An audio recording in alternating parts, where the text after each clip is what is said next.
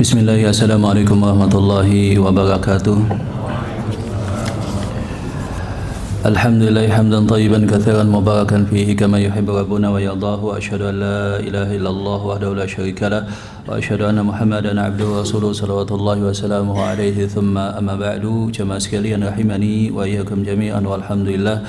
Segala puji bagi Allah Subhanahu wa taala yang masih menghidupkan kita setelah sebelumnya mewafatkan kita, dan segala puji bagi Allah Subhanahu wa taala yang dengan karunia-Nya semua kebaikan menjadi sempurna walhamdulillah. Dan di antara nikmat Allah Subhanahu wa taala kita masih dibangunkan dalam keadaan afiat, kemudian diberikan hidayah untuk melakukan ketaatan kepada Allah.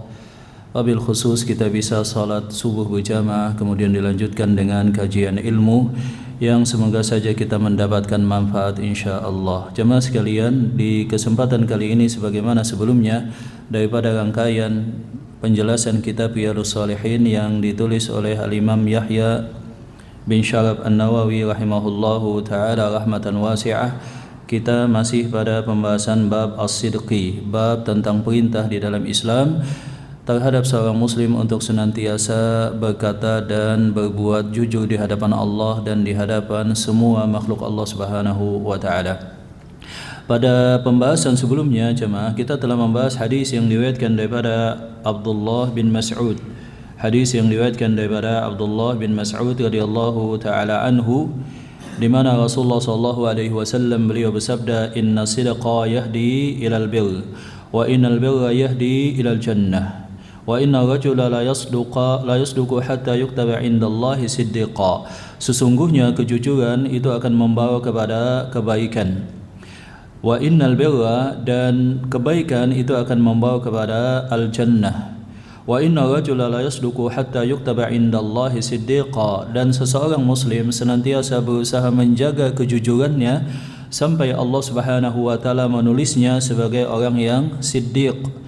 Wa innal kadhiba yahdi ilal fujuri, dan sesungguhnya satu kedustaan itu bisa membawa pada kemaksiatan yang lainnya. Wa innal fujura yahdi ilan nar, dan sesungguhnya kemaksiatan itu akan membawa kepada neraka Allah Subhanahu wa taala. Wa inna rajula la yakdzibu hatta yuktaba indallahi kadzaban, dan seorang laki-laki mungkin pada awalnya berdusta satu kali, sampai yang demikian menjadi kebiasaan sampai dia dicatat di sisi Allah Subhanahu wa taala sebagai seorang pendusta.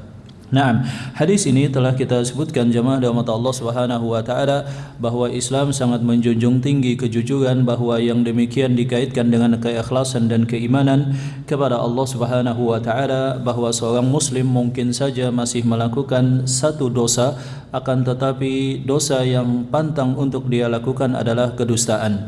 Dan kejujuran yang dimaksud adalah jujur dalam hatinya bahwa dia beriman kepada Allah Subhanahu wa taala, kemudian jujur antara hati dengan lisannya, tidak sebagaimana seorang munafik, dan dia jujur dalam fakta apa yang dia lakukan, antara apa yang dia katakan sesuai dengan apa yang dia lakukan, dan dia jujur kepada Allah dan juga jujur kepada manusia dan juga jujur kepada sebelumnya kepada Rasulullah sallallahu alaihi wasallam.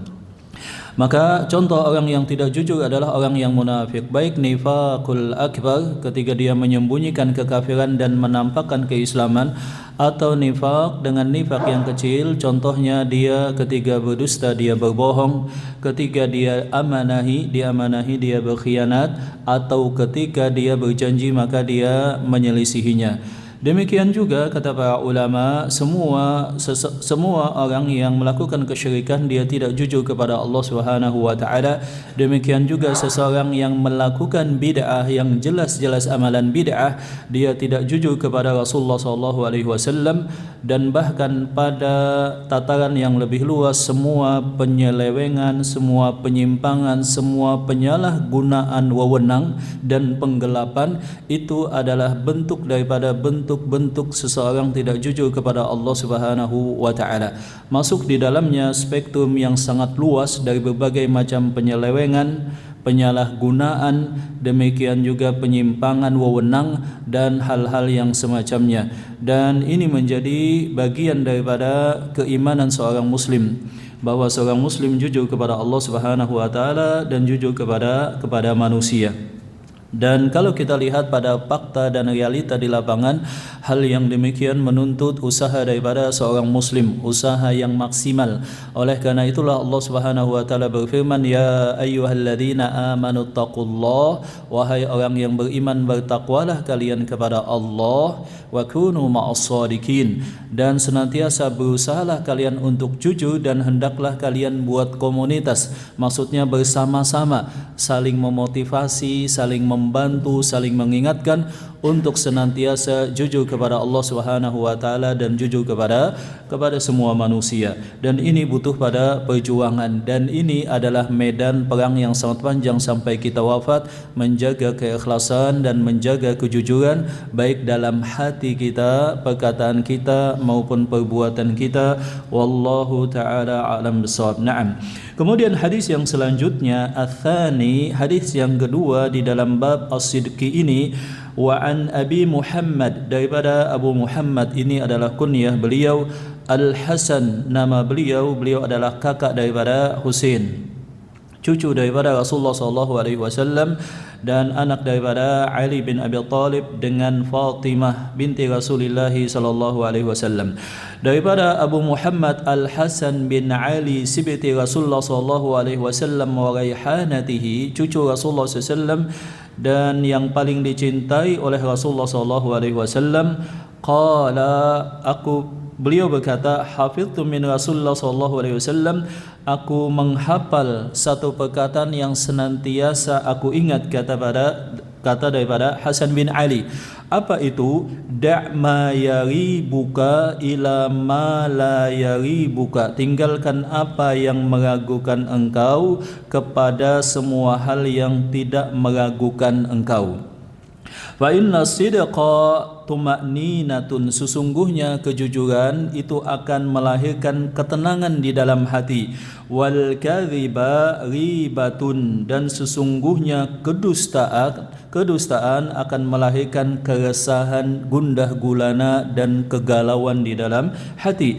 Hadisun sahihun rawahu Tirmidzi. Hadis ini adalah hadis yang sahih yang diriwayatkan oleh Al-Imam At-Tirmidzi.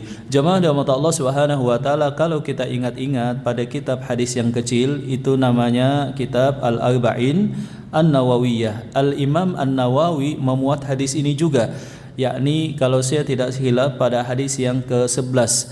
Pada hadis yang ke-11 Al-Imam Nawawi meriwayatkan bahwa Abu Muhammad Hasan bin Ali, cucu dan kesayangan Rasulullah sallallahu alaihi wasallam, beliau berkata, Rasulullah sallallahu alaihi wasallam bersabda, da' ma yaribuka ila ma la yaribuk, tinggalkan ma, segala hal. Jadi di sana memakai isim mausul ma, maksudnya segala hal apapun, segala praktek apapun, segala sesuatu apapun, yaribuka yang menimbulkan kegundah gulanaan, keraguan di dalam hati engkau, ila ma la yaribuka, kepada hal yang tidak meragukan engkau.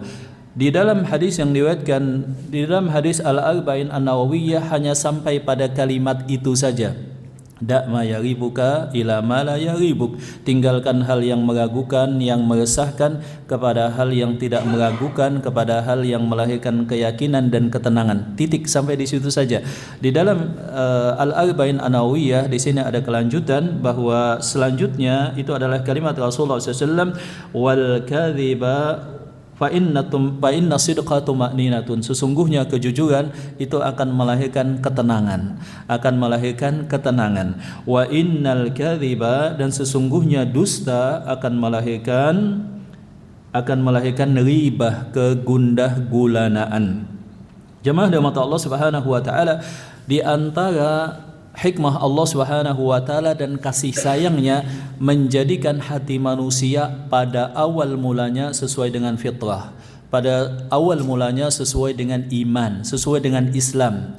Kullu mauludin yuladu 'alal fitrah, setiap manusia dilahirkan di atas fitrah. Sesungguhnya hati manusia itu putih bagaikan besi.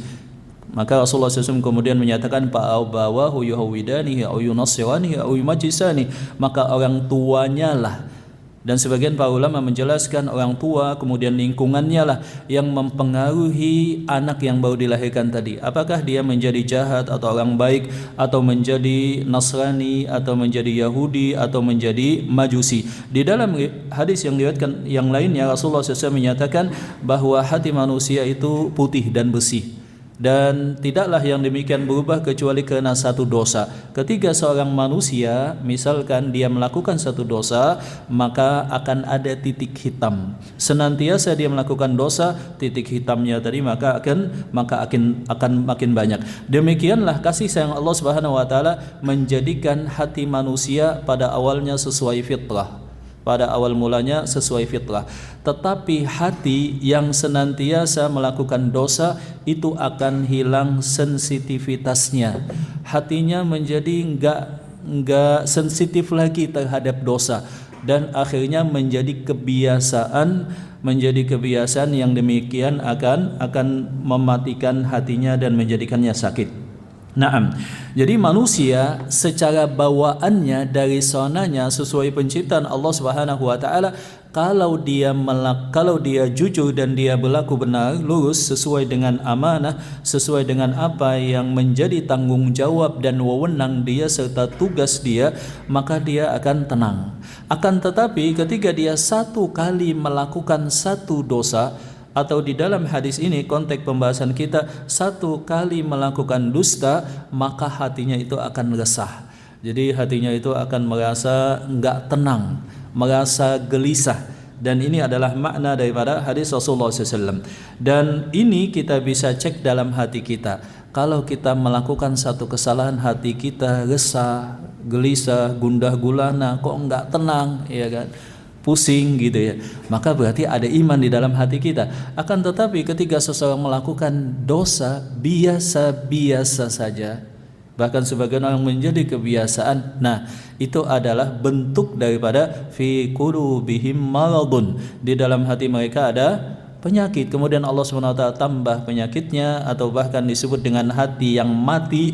Sebagian yang lain teks menyebutkan sebagai hati yang sudah dikunci oleh Allah Subhanahu wa taala. Yang kita inginkan adalah qalbun salim, hati yang sehat.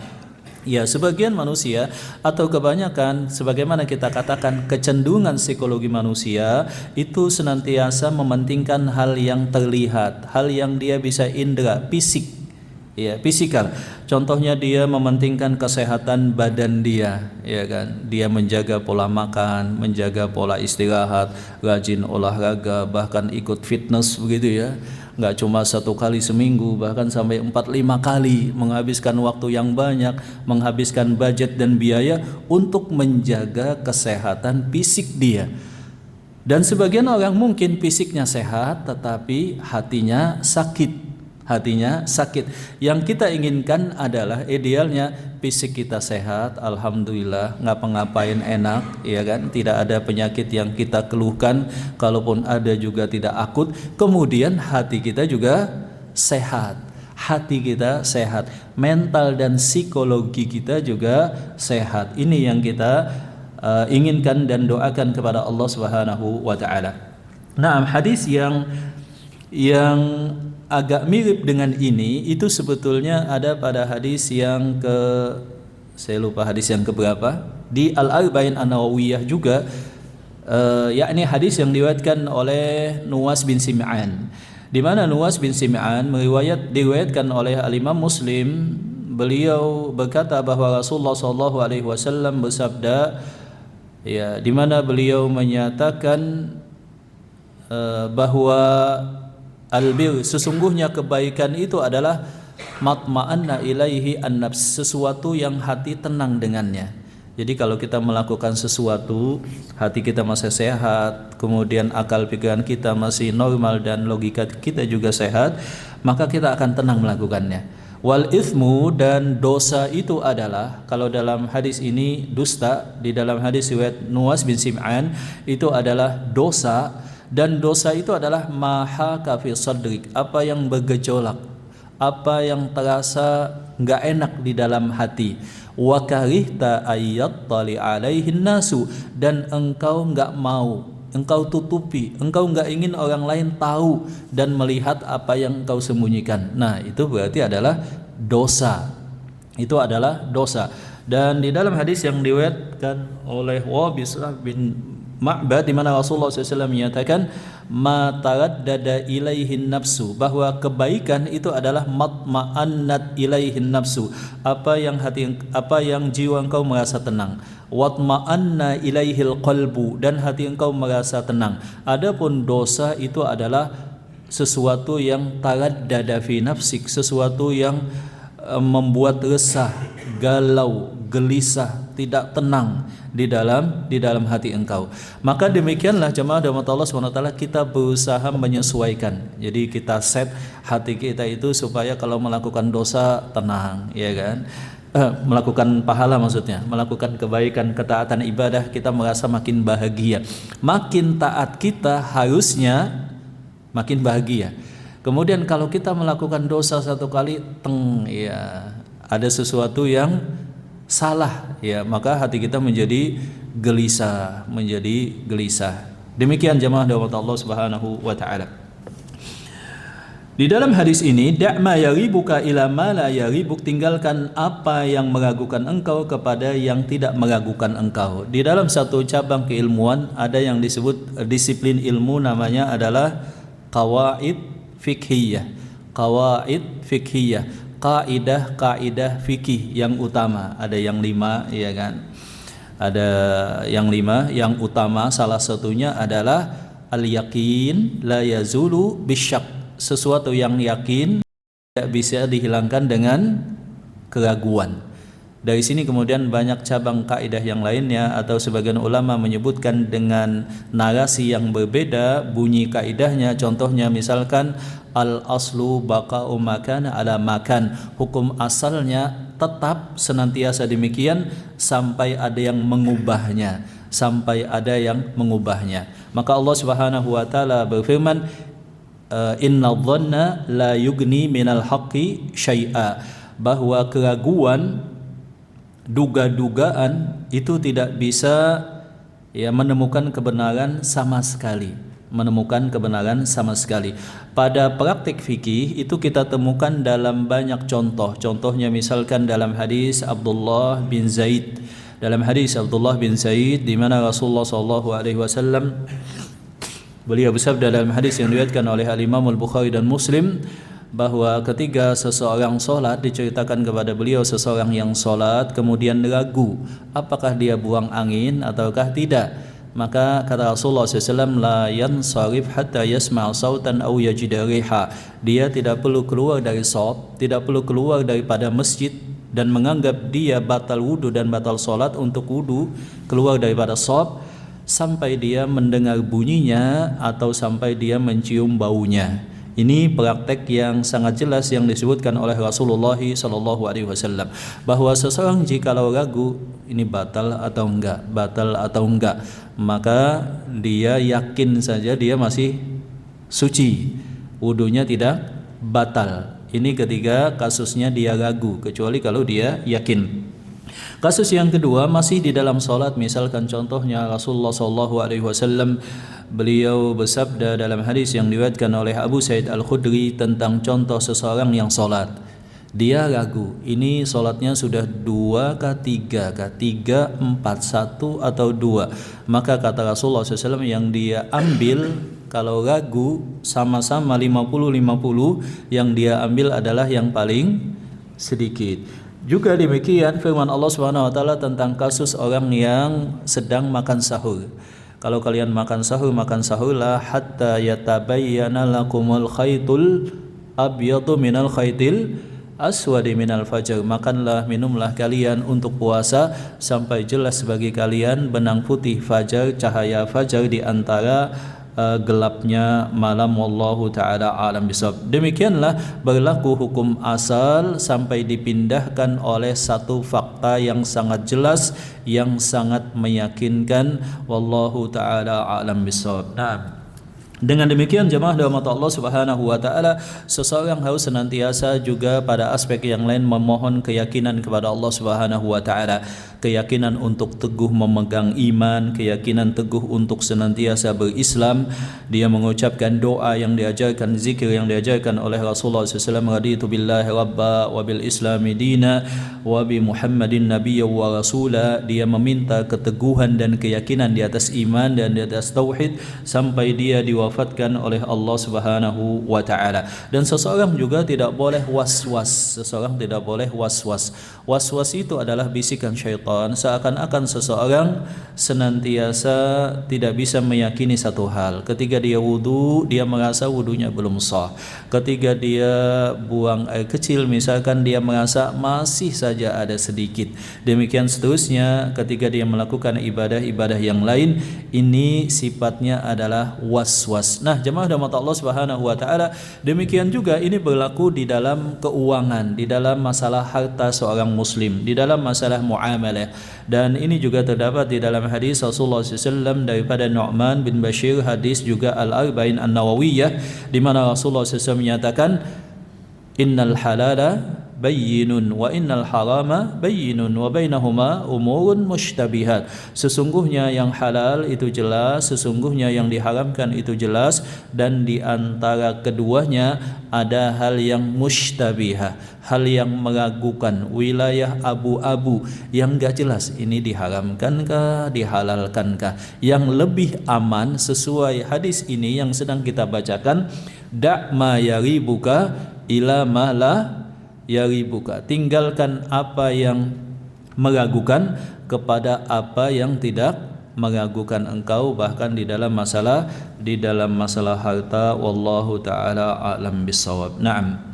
Kemudian jemaah rahmat Allah Subhanahu wa taala, ini adalah hadis yang sangat agung dan semoga saja kita bisa mengamalkannya untuk senantiasa berusaha berada pada wilayah yang lebih aman, pada wilayah preventif sebelum menyentuh batas yang diharamkan. Takwa itu adalah ketika seseorang menjadikan ada batas pengaman antara yang diharamkan dengan hal yang dihalalkan.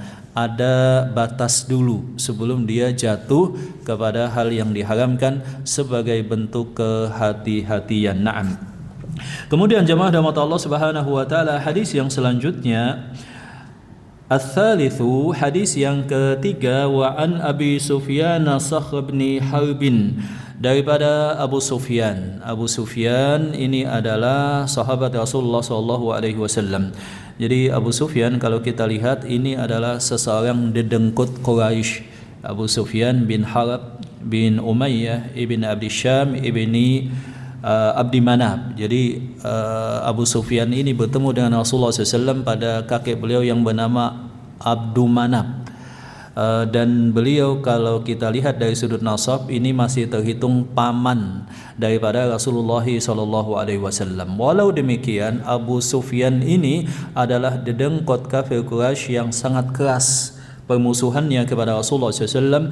Dan kalau kita lihat di perang Uhud itu, salah satu panglima pasukan maksudnya yang berhasil mengalahkan kaum muslimin ketika pasukan panah itu tergoda dengan harta rampasan perang karena menyangka bahwa kaum muslimin telah menang, padahal itu adalah taktik daripada Khalid bin Walid yang saat itu masih kafir.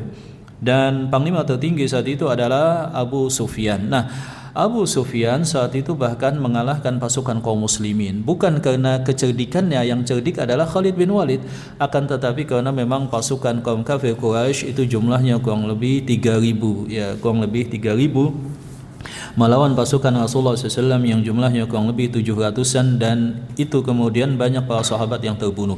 Nah, jemaah rahmat Allah Subhanahu wa taala, Abu Sufyan ini juga adalah bapak daripada Ramlah. Kalau kita lihat di antara 11 istri Rasulullah SAW itu ada seorang perempuan yang bernama Ramlah.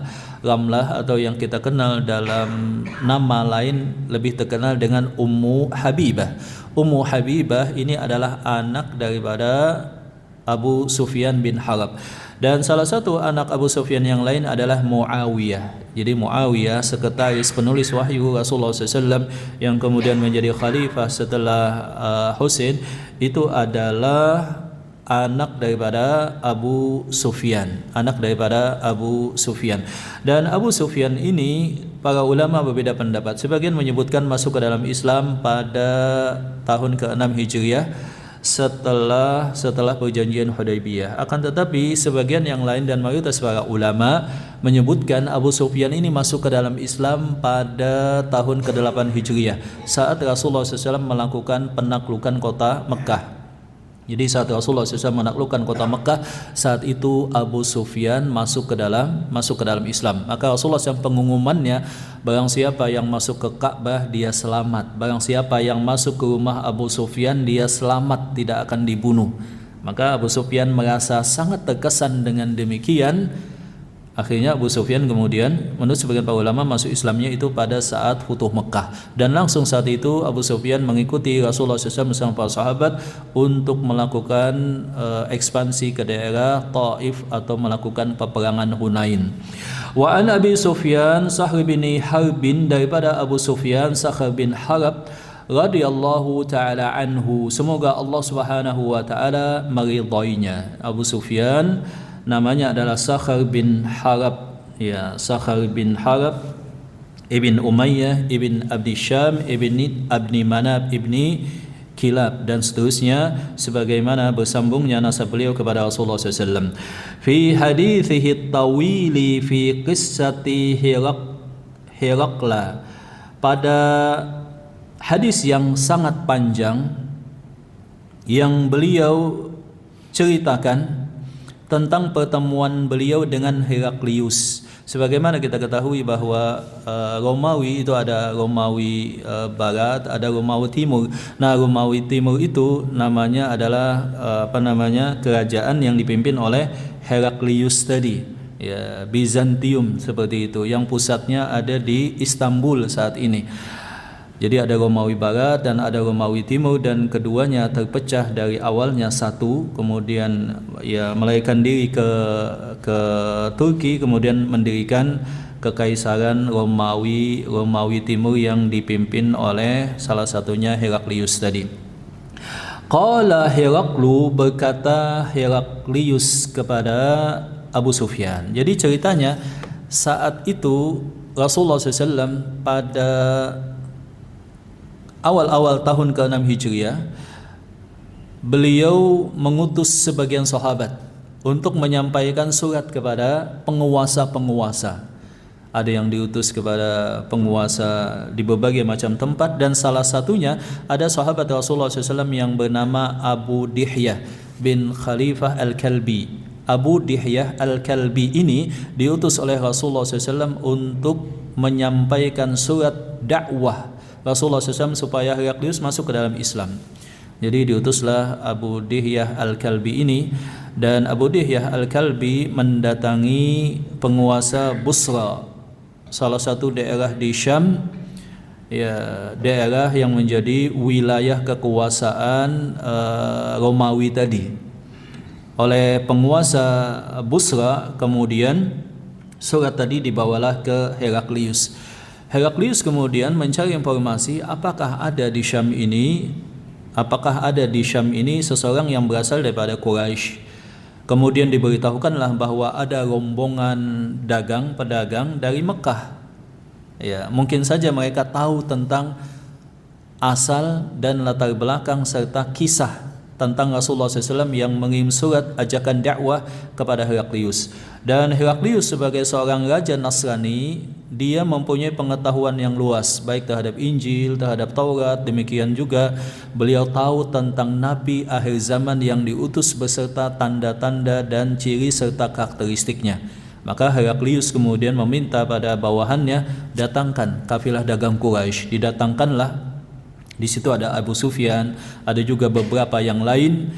Kemudian Heraklius berkata, siapakah di antara kalian yang paling dekat nasabnya dan paling kenal dengan Rasulullah SAW? Maka disebutkanlah oleh Abu Sufyan, saya adalah paman Rasulullah SAW, tetapi saya adalah orang yang paling menentang dia, paling menentang Muhammad, keponakan saya enggak mau masuk ke dalam Islam. Kemudian Heraklius berkata, wahai Abu Sufyan, lewat penterjemah, Ya, Heraklius berkata, "Wahai Abu Sufyan, jawablah setiap pertanyaan yang akan aku ajukan. Adapun terhadap yang lain, hendaklah kalian jadi saksi terhadap apa yang dikatakan oleh Abu Sufyan." Hadis yang panjang ini diriwayatkan dengan sanad yang sahih, dan riwayatnya diriwayatkan oleh Ibnu Abbas. Ibnu Abbas menceritakan bahwa Abu Sufyan menceritakan kisahnya langsung ketika bertemu Heraklius kepada kedua telinga saya, sehingga saya betul-betul ingat, kata Abdullah bin Abbas, kisahnya. Nah, ketika Abu Sufyan saat itu ditanya semacam diinterogasi oleh Heraklius tadi. Heraklius penasaran, ini siapa? Tiba-tiba dari Mekah, dari daerah yang tidak pernah dipandang sama sekali, tidak punya kekuatan, mengirimkan satu surat ajakan supaya tunduk dan masuk pada agama yang belum pernah didengar oleh Heraklius tadi.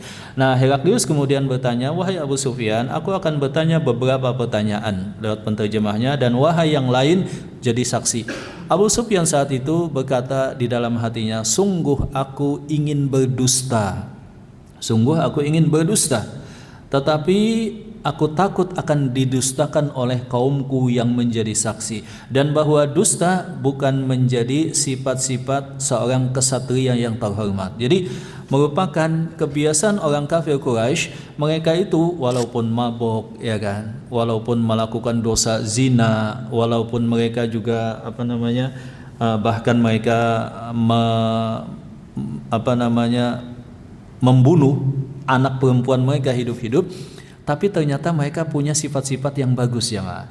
Salah satu sifat yang bagus mereka memuliakan tamu, ya kan. Mereka memegang teguh perjanjian, mereka juga senantiasa jujur dalam perkataan. Demikian. Maka Abu Sufyan menyatakan, "Sebetulnya hatiku ingin berdusta, sebab ini pertanyaan tentang musuhku, tetapi aku tidak bisa melakukannya, apalagi disaksikan oleh kaumku. Apa nanti kata dunia kalau aku berbohong?" kata Abu Sufyan. Maka Heraklius pun berkata, Heraklius kemudian bertanya kepada Abu Sufyan, "Apakah engkau kenal dengan Muhammad?" Kata Abu Sufyan, "Iya, aku sangat kenal kepada Muhammad." Kemudian Abu Sufyan ditanya oleh Heraklius, "Bagaimanakah nasabnya, nasab keturunannya?"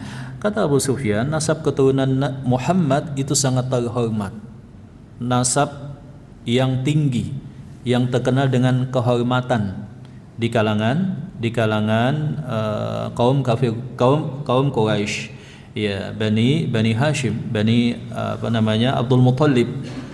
Kemudian Heraklius bertanya, "Apakah engkau pernah sekali mendapati dia berbohong?" "Tidak pernah," kata Heraklius. "Apakah pernah sekali berkhianat?" "Tidak pernah."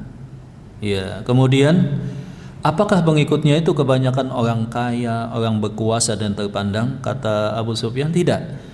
Kebanyakan pengikut Nabi Muhammad itu adalah orang miskin, para budak, orang yang lemah, tidak punya koneksi dan kekuatan serta kekuasaan dan kekayaan." Kemudian Heraklius bertanya, "Apakah yang kalian lakukan?" "Ya, kami perangi Muhammad dan pengikutnya tadi." "Apa yang terjadi? Apakah kalian menang?" "Enggak," kata Abu Sufyan. "Terkadang Muhammad dan pengikutnya yang menang, terkadang kami yang menang. Terus demikian bergantian." Kata Heraklius, "Apakah pengikutnya itu tetap segitu saja ataukah tambah banyak?"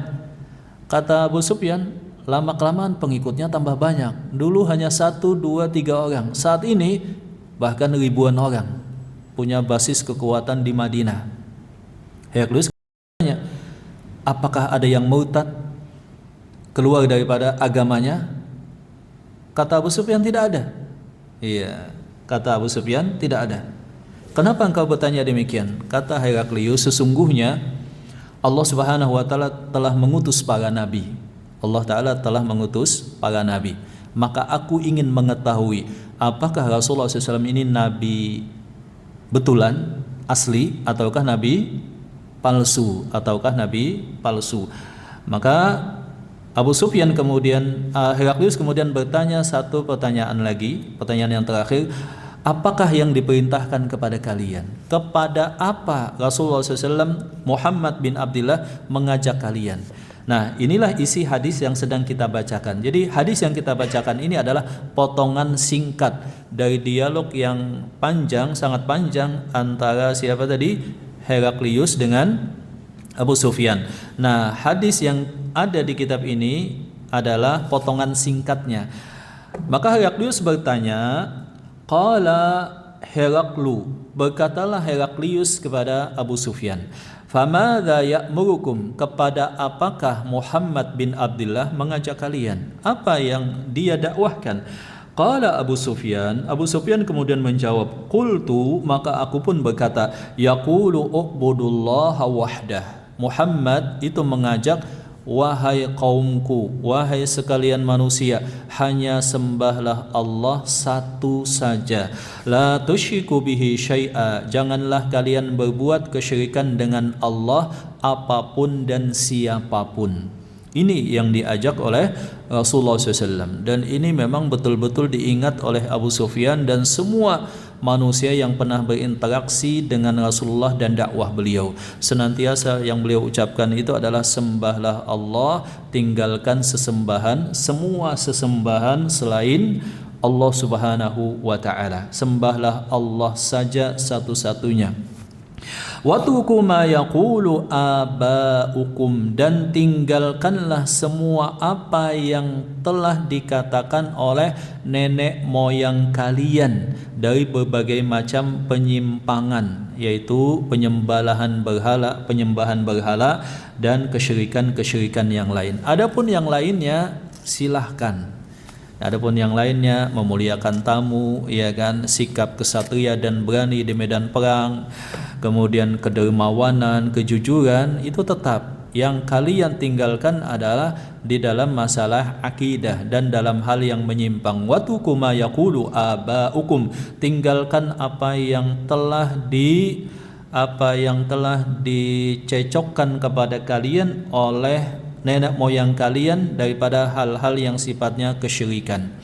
Wa ya'muruna bis-shalah, dan dia Muhammad maksudnya memerintahkan kepada kami untuk salat, untuk mendirikan salat. Wasidqi, dan senantiasa berlaku jujur dalam semua keadaan. Nah, ini yang kita garis bawahi sesuai dengan bab ini. Wal afafi, dan juga menjaga kesucian. Wassilati, dan menjaga tali kekerabatan, silaturahmi. Hadis ini diriwayatkan oleh muttafaqun alaih. Jemaah rahmat Allah Subhanahu wa taala, kalau kita cermati, yang pertama di sini Rasulullah SAW memerintahkan kepada manusia penyembahan hanya kepada Allah, meninggalkan apa yang dikatakan oleh nenek moyang, memerintahkan sholat, senantiasa berlaku jujur, menjaga kesucian, dan menjaga silaturahmi. Ada 6 poin. Adapun yang pertama telah kita pahami, sesuatu yang senantiasa diulang, digaungkan, ditekankan oleh Rasulullah SAW dengan kalimat-kalimat yang sangat terang, dengan kalimat-kalimat yang sangat tegas, dengan kalimat-kalimat yang memang jelas, tanpa ada bias sama sekali. Jadi kalau kita cerna dan kita baca-baca ulang kembali jamaah, semua hadis tentang tauhid, menjaga tauhid, dan hadis larangan kesyirikan itu sifatnya itu tegas, senantiasa tegas. Yang kedua, senantiasa jelas, nggak menimbulkan sumir atau hal yang sifatnya bias. Contohnya misalkan kata Rasulullah SAW, man allaka tamimatan faqad asyrak, barang siapa yang menggantung jimat, dia telah berbuat kesyirikan. Jadi kalimat-kalimat tauhid kesyirikan itu enggak multitafsir, sebab dia datang dengan kalimat yang sangat jelas, yang bahkan dipahami oleh kaum musyrikin yang posisinya dan statusnya sebagai musuh. Akan sangat aneh ketika seorang muslim masih mencari penafsiran yang lain, tetapi dalam bab tauhid, dalam bab kesyirikan. Contohnya misalkan Rasulullah SAW beliau bersabda, man atakahinan, barang siapa yang mendatangi dukun, ya, lam tuqbal anhu ya tidak akan diterima daripadanya 40. Kalimatnya kan jelas. Ya, jadi kesyirikan itu jelas. Barang siapa yang menyembelih untuk selain Allah, dia telah berlaku kesyirikan. Atau sebagaimana sabda Rasulullah SAW, laknatullah alal yahudi wan nasara, alal yahuda wan nasara ittakhadhu qubur anbiya'ihim masajid. Allah Ta'ala melaknat Yahudi dan Nasrani karena kebiasaan mereka menjadikan kuburan-kuburan para nabi dan orang soleh sebagai tempat favorit untuk ibadah. Jadi hadisnya jelas. Demikian juga tindakan Rasulullah tegas. Contohnya misalkan dulu ketika Rasulullah SAW mengutus ekspedisi pasukan, alla tajid qiladata ba'irin illa qata'taha. Kalian tidak mendapatkan jimat yang dari tali panah itu di leher onta kecuali buang.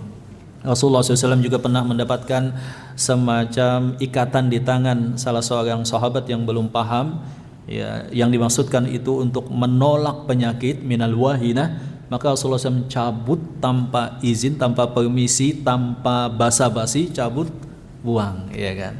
Seperti itulah dalam masalah tauhid dan di dalam masalah kesyirikan.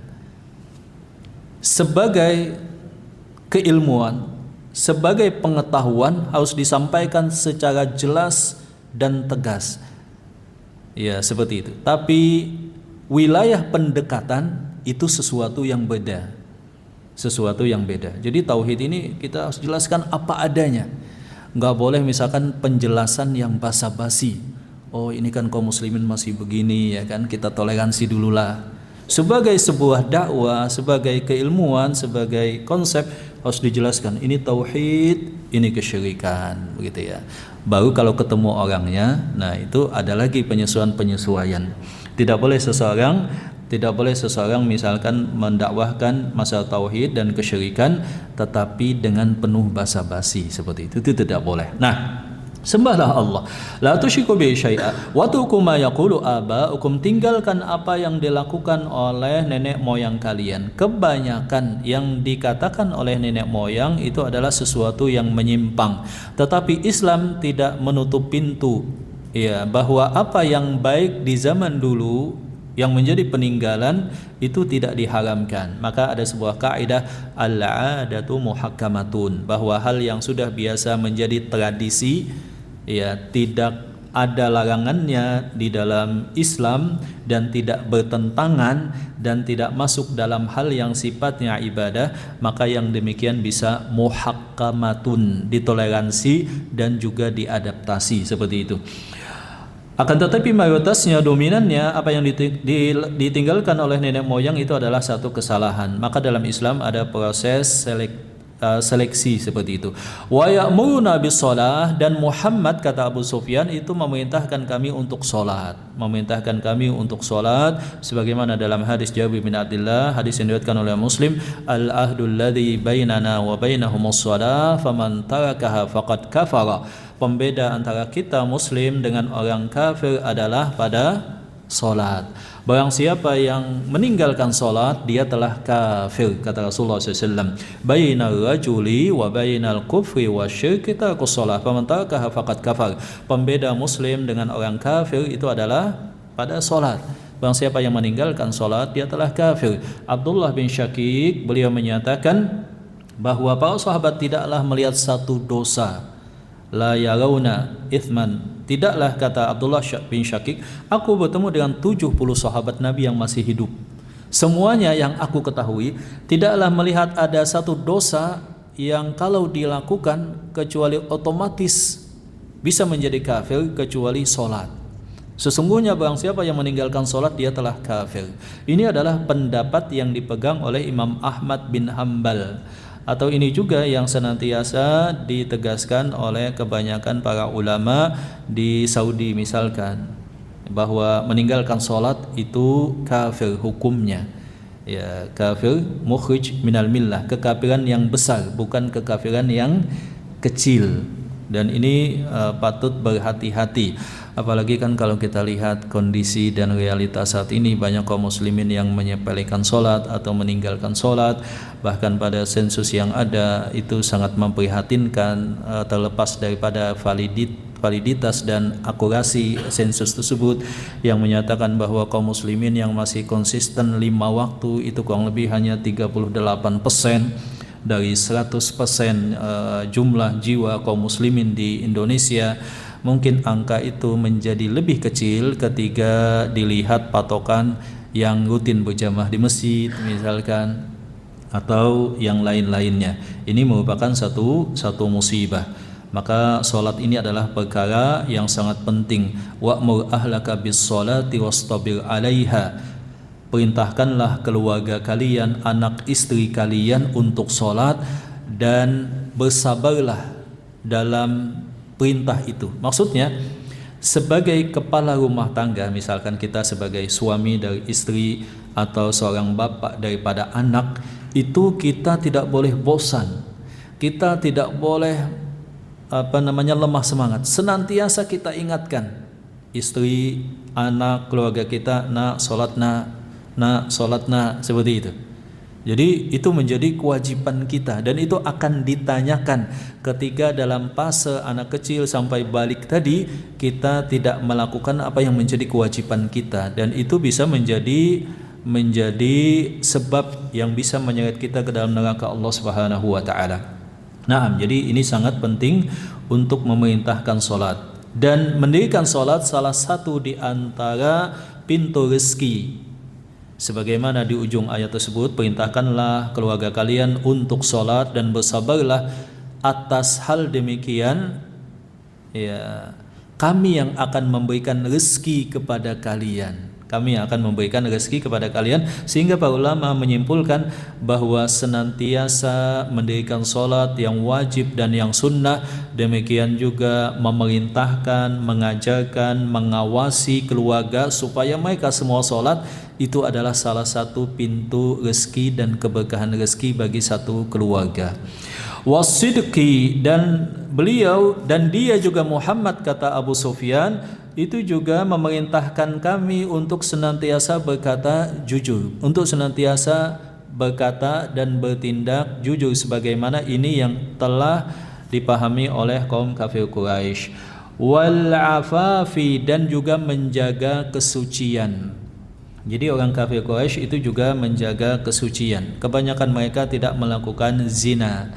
Kebanyakan mereka tidak melakukan zina dari kalangan terhormat, sebab dipandang bahwa yang biasa zina itu dari kalangan budak atau dari kalangan mereka yang tidak punya status. Adapun bangsawan, terkemuka, tokoh, wanita-wanita yang menjaga kesucian di kalangan Quraisy, itu mereka rata-rata tetap menjaga kesucian.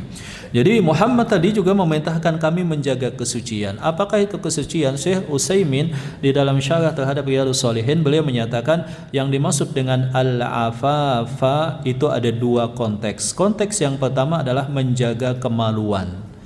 Menjaga kemaluan dan semua jalan serta sebab yang bisa menjadikan seorang muslim kemaluannya jatuh dalam dosa zina. Dosa apapun itu yang bisa membawa kepada zina itu harus dijauhi.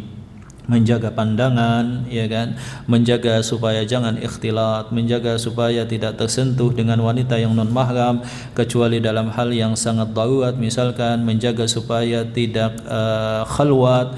Demikian juga para wanita, waqauna fi buyutikunna wala tabarujna tabarujal jahiliyatil ula. Para wanita kalau tidak terlalu sangat penting, itu lebih dominan yang menghabiskan waktu di rumah, kemudian memakai hijab.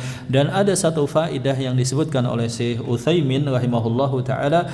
Kata Syekh Utsaimin, kalau kita berbicara tentang fitnah kecantikan wanita terhadap, menimbulkan fitnah terhadap laki-laki, para ulama mewajibkan telapak kaki juga ditutup, sebab itu aurat. Tapi coba kita bayangkan, kata Syekh Utsaimin, wanita yang cantik, yang laki-laki menjadi terfitnah kepadanya, kalau dibandingkan antara wajah dengan tapak kaki, kebanyakan laki-laki terfitnah dengan wajah atau telapak kaki, Pak?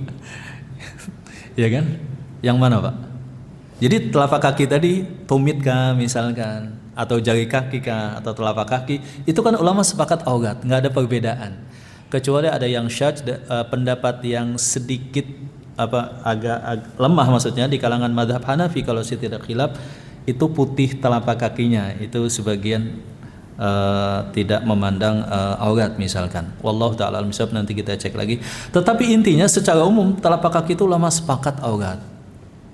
Tapi wajah para ulama beda pendapat. Ada yang menyatakan aurat, ada yang menyatakan tidak aurat. Walaupun kalau kita lihat konklusinya, kalau sampai laki-laki terfitnah, ya kalau lihatnya menjadi terfitnah, maka wajib ditutupi. Lebih mana berpotensi menimbulkan fitnah? Kaki kah, telapak kaki maksudnya, dengan wajah? Ini pertanyaan daripada si Utsaimin. Kira-kira kalau kita jawab apa, Pak? Wajah. Kebanyakan laki-laki itu terpesona pertama kali melihat wajah. Disinilah kata si Utsaimin bahwa menutup wajah bagi wanita yang masih muda menimbulkan fitnah itu menemukan titik pentingnya. Seperti itu. Wallahu taala a'lam bishawab. Ini faedah daripada Syekh Utsaimin. Wallahu taala bishawab. Jadi menjaga kesucian yang pertama itu menjaga kemaluan. Menjaga kesucian yang kedua adalah menjaga perut kita daripada hal yang diharamkan yang pertama, dan yang kedua adalah menjaga daripada meminta. Dan Rasulullah SAW ketika membaiat para sahabat, salah satu poinnya adalah tidak meminta-minta. Jadi tidak boleh seseorang meminta-minta, ya, meletakkannya di bawah meminta sesuatu kepada manusia. Hal yang demikian termasuk dalam makna menjaga kesucian. Kesucian apa? Kemaluan dan perut kita. Wasilati, dan juga menjaga silaturahmi, tali kekerabatan. Kalau putus disambung, kalau renggang didekatkan, ya kan, seperti itu. Kalau ada kesalahpahaman diselesaikan, dan senantiasa berbuat baik kepada keluarga. Keluarga yang dimaksud terutama adalah orang tua. Ini prioritas yang pertama, berbakti pada orang tua. Kemudian yang berikutnya adalah saudara, ya, paman, kakek, dan yang lainnya. Makin dekat, makin ditekankan untuk menjaga silaturahmi. Dan ternyata menyambung silaturahmi, merekatkan, senantiasa berbuat baik pada keluarga, salah satu daripada pintu rezeki. Sebagaimana di dalam hadis yang diriwayatkan oleh Abu Hurairah, dikeluarkan oleh Al-Imam Al-Bukhari dan Muslim, man ahabba ayyubsata lahu fi rizqih, barang siapa yang dia ingin diluaskan rezekinya, wa yunsa'alahu fi athari, dipanjangkan usianya, falyasil rahimah, hendaklah dia menyambung silaturahmi. Jadi ini yang diajak oleh Rasulullah SAW. Dalam hati dan benak kaum kafir Quraisy tidak ada yang mengingkari. Semua yang diajak oleh Rasulullah SAW tadi betul. Akan tetapi kesombonganlah yang menyebabkan mereka berpaling. Wallahu ta'ala alam bisawab. Naam. Sampai di sini mungkin ada pertanyaan jamaah. Kita sempat membahas dua hadis kedua dan hadis ketiga. Nanti kita bahas hadis yang keempat insyaallah, tentang bahwa barang siapa yang dia bertekad dan berniat serta memohon dapat syahid di medan perang, tapi nggak kecapai gitu, maksudnya nggak tercapai di sisi Allah, dia berada dalam list daftar orang yang syahid kalau dia jujur dengan hatinya tadi. Nah, sampai di sini semoga bermanfaat. Barakallahu fikum. Mungkin ada pertanyaan atau yang lainnya, dipersilahkan. Silahkan jemaah, mungkin ada pertanyaan dari apa yang tadi kita sampaikan atau ada hal yang lainnya, ya sifatnya bebas saja, silahkan. Memang subuh itu biasanya otak lebih ya. Silakan, mungkin ada pertanyaan. Ada, Pak?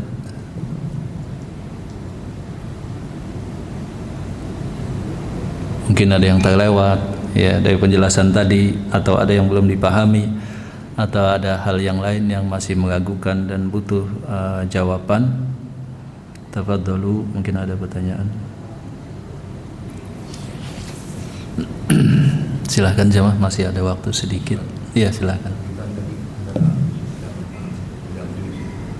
Setelah diterangkan oleh Abu Sufyan itu sikapnya Heraklius bagaimana? Iya, bagaimanakah sikap Heraklius? Heraklius kemudian berkata setelah itu, kenapa aku bertanya tentang nasab Rasulullah? Supaya aku bisa membuktikan dia nabi asli atau palsu. Semua para nabi nasabnya bagus-bagus. Kemudian yang lain, semua para nabi pendukungnya itu rata-rata orang lemah, orang miskin, ya kan. Kemudian semua nabi itu lama kelamaan berawal dari 1, 2, kemudian lama kelamaan pengikutnya makin banyak. Semua para nabi ditentang dan diperangi, kadang-kadang menang, kadang-kadang kalah. Semua para nabi itu rata-rata nggak ada yang murtad seperti itu. Nah, aku ingin membuktikan. Kemudian Abu Sufyan dikeluarkan.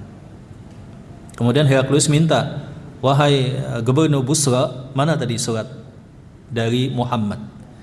Kemudian dibacalah oleh asisten daripada Heraklius.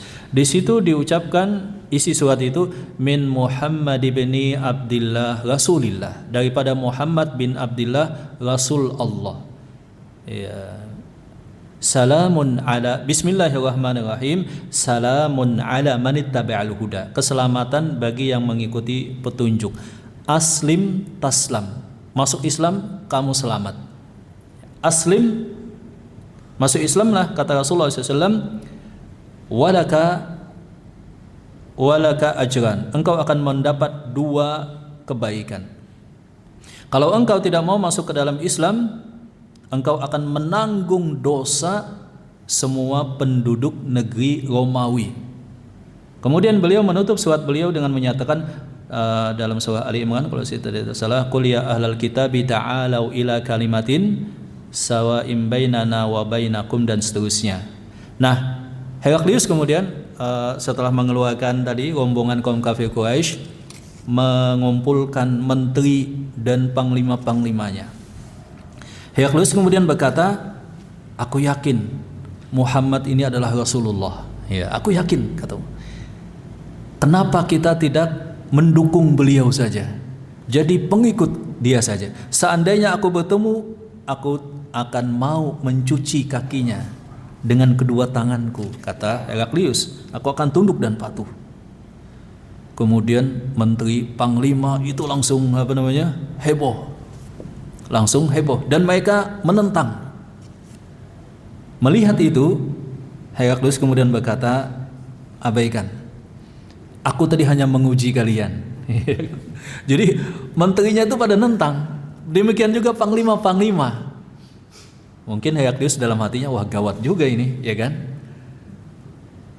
Keimanan awalnya akan muncul, maksudnya mulai ada bibit keimanan. Itu menjadi kekafiran. Jadi dia sombong. Ya, kafir itu kan sesuatu yang tertutupi. Maksudnya hatinya tertutupi oleh kesombongan dan takut akan pemberontakan dan hilangnya kekuasaan. Jadi ketika menteri panglimanya itu pada bereaksi keras, Heraklius kemudian mengalah, abaikan saja. Tadi itu aku hanya nguji kalian. Nah, karena kalian sifatnya seperti ini, aku juga yakin kita akan memerangi Muhammad bin Abdullah. Jadi yang pertama diucapkan itu murni dari hatinya. Adapun yang kedua ketakutan. Jadi itulah yang reaksi daripada Heraklius. Jadi dalam hati kecil Heraklius juga yakin ini betul ini, ya kan? Nabi akhir zaman. Demikian juga para pendeta. Makanya sampai disebutkan ya'rifunahu kama ya'rifuna abna'ahum dalam surah Al-Baqarah. Para pendeta, tokoh-tokoh Nasrani dan Yahudi ketika bertemu Rasulullah, ya tahu semua dan yakin, oh ini memang yang kita tunggu-tunggu. Tapi sayang bukan berasal daripada Bani Israel, kesombongan. Jadi kesombongan itu luar biasa. Itu reaksi Heraklius. Nah, ada yang lain mungkin silakan. Taib, sampai di sini mungkin kajian kita, semoga bermanfaat. Barakallahu fikum. Kita memohon kepada Allah Subhanahu wa taala semoga Allah Subhanahu wa taala menetapkan hidayah, demikian juga kejujuran atas kita baik pada lisan kita, hati kita dan tindakan kita, dan semoga saja Allah Subhanahu wa taala memberikan taufik yang demikian. Barakallahu fikum. Subhanakallahumma rabbana wa bihamdika asyhadu an la ilaha illa anta astaghfiruka wa atubu ilaik. Wa akhiru da'wana alhamdulillahirabbil alamin. Assalamualaikum warahmatullahi wabarakatuh.